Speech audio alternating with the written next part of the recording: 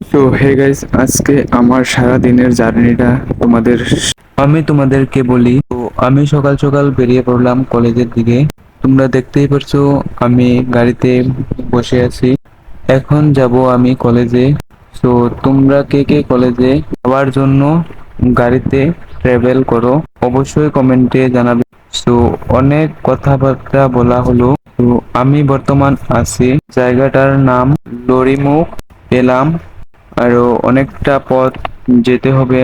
আমি বলি কি কি জায়গা পার হয়ে পরে আমার কলেজ, তো সামাগুড়ি আরো অনেক জায়গা পড়ে। এইগুলা জায়গা জানার এখানে ভিডিওটা অনেক লম্বা হয়ে যাবে।